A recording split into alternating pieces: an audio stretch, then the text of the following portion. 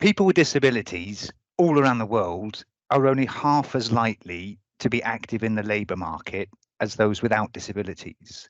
And even when they're active, are twice as likely to be unemployed. The consequence of that is a $6 trillion cost to the global economy. And that just doesn't make sense.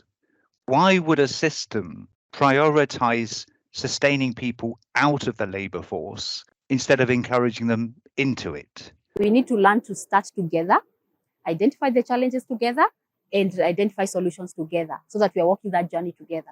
Inclusive Futures has done exactly that.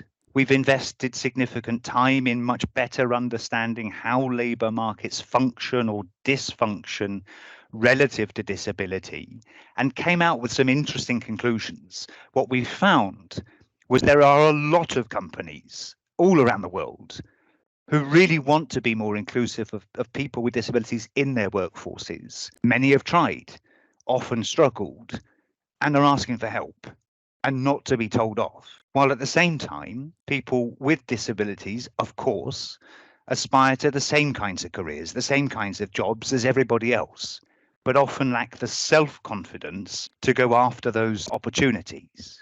And then we started to look at the solutions together, working with some really pioneering companies in Africa and South Asia, companies like Diageo and Safaricom and Coca-Cola Beverages Africa and MTN and Unilever and Standard Chartered Bank, training thousands of staff and managers in hundreds of companies to be more confident around disability, while at the same time identifying and adapting training programs for people with disabilities so that they can get the skills to get a job. We've got an amazing partnership with Accenture on their Skills to Succeed learning exchange, but also other platforms like Cisco's Global IT Academies, and piloting a really innovative approach to mentoring job seekers through HR practitioners and the Chartered Institute of Personnel Management in Nigeria, developing and nurturing national business and disability networks with the ILO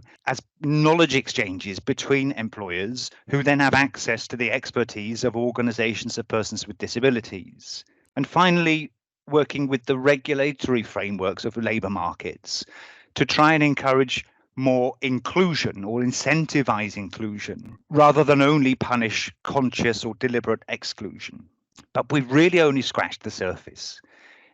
It is going to be a generation of change, but the returns on that investment are astronomical.